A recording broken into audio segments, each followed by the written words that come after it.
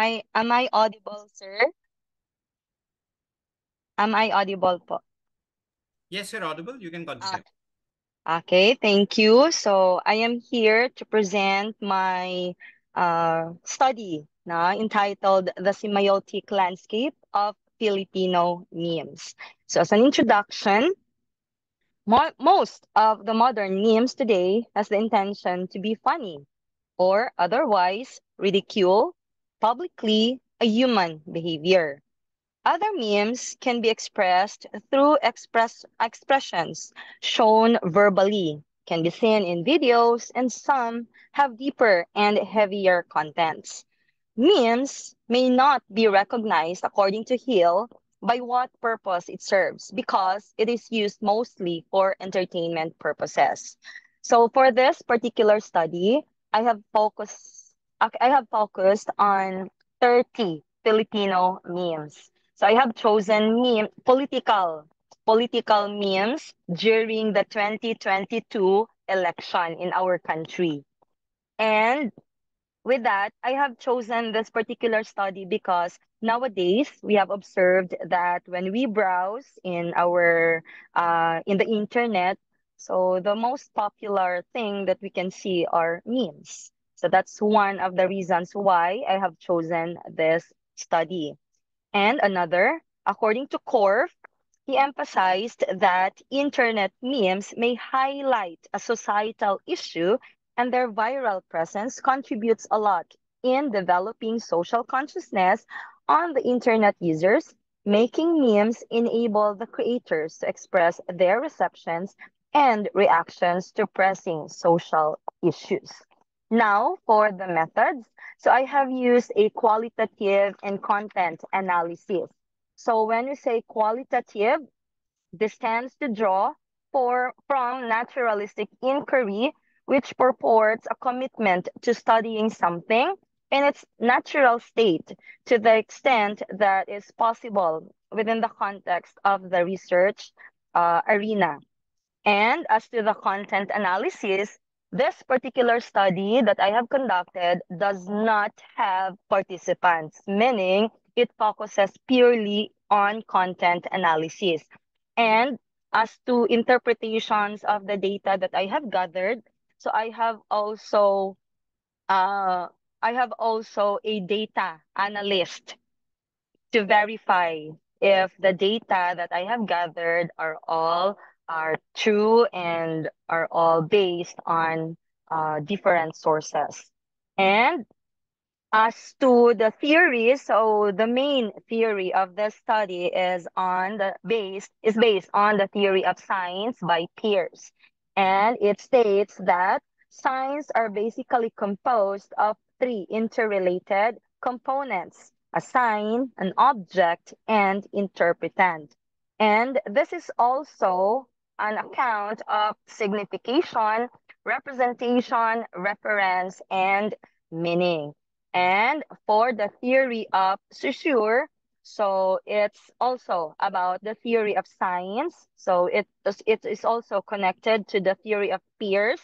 And another one for the cultural reality for the memes. So I have used social semiotics theory by Halliday. So it states that a language evolves as a system of meaning, potential, or as a resource that enables the speaker to use language to do things in a specific social context. And language is a system with three meta functions: ideational, interpersonal, and textual. Another one is the research question. So there are two primary questions for this study. The first one is, what do you mean by this? Excuse me. Okay. The first one is, what are the semiotic features of Filipino memes and what cultural realities are reflected in these memes? Now, to answer that, so based on the results, so in the semiotic features, so I have gathered three, three primary themes. Okay, to answer the semiotic feature. So I have just got three examples from the 30 memes that I have gathered. So for the first result, the first semiotic feature is that the use of contrasting images for satirical purposes. Another one is the use of humor and playful commentaries, and the third one is combination of visual and textual elements. So as what you can see in the first theme, so it uses contrasting. Okay, the image is using contrasting images. So for the first meme, so you can see there a picture of our President Marcos, and it states tatakbo ulit, and which means to run again. And the second picture or the second text below is kapag natalo, protesta ulit.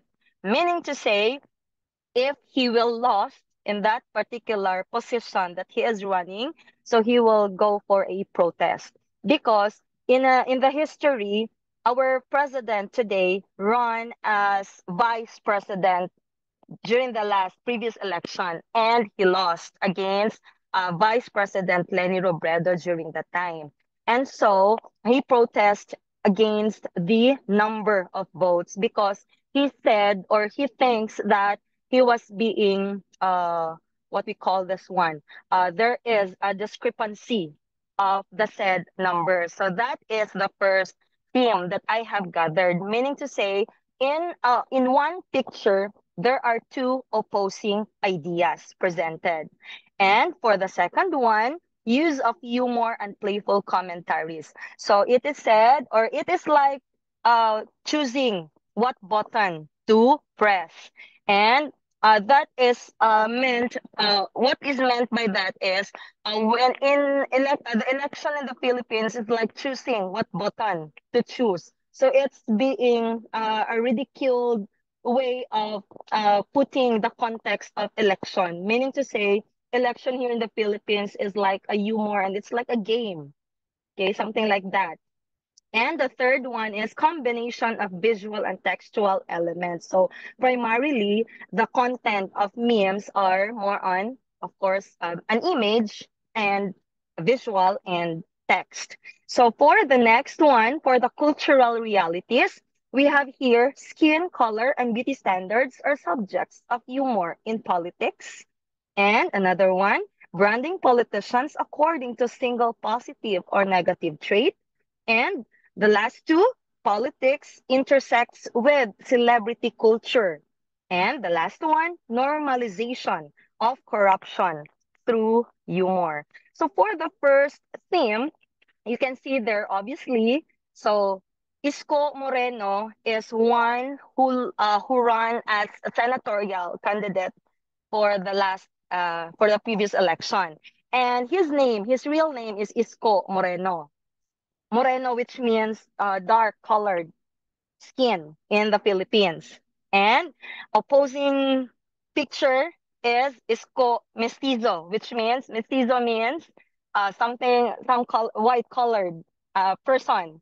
So in that particular picture, you can see that it has been a standard that once you run for a position in politics, you should be white colored or something like that. You should have a beauty standard for you to catch the interest of the voters. Now, the second one is branding politicians according to single positive or negative trait, meaning to say, once a politician is known to be smart, so he will be uh, judged according to that particular description only. So once the politician commits something, some mistake, so he will be judged immediately after that particular trait now that is being seen by the voters. The last two, politics intersects uh, with celebrity culture. And when we say celebrity in the Philippines, it's like an artist that can be shown in television. So if you are good looking, meaning to say you have an appeal to the voters. So it means to say that it adds up to your appeal as a politician if you are good looking. And another one is normalization of corruption through humor. So it's being normalized that once that politician is known to being corrupt, so it's a trend, or it's actually, or some politicians are actually proud of being corrupt, knowing that they are corrupt, so that's something that they are being proud of, so it's being normalized in politics that it's okay to be corrupt. So something like that. So those are the results, okay, that I have gathered. And for the implication of for further research, so I know that the results are not that, or it does not end, or the result is not that at the end of that particular study of mine. Meaning to say, for further research, so researchers may directly focus on the cultural realities reflected and the social issues depicted by these memes now through both semantic and text contained in the memes and the semiotic analysis of the semiotic features they have. So I have focused more on the general aspect. Therefore, for further research, they can focus more on the semiotic analysis, focusing on the semiotic features of the memes. And the second one, the last one actually, further studies can also use the okay, can also use the findings of the scholarly analysis as a springboard for conducting sequential exploratory researches, delving more into the relationship of the common Filipino social media users, extent of meme sharing or consumption at the level of the awareness or consciousness of pressing social issues. And that ends my presentation. Thank you so much for listening.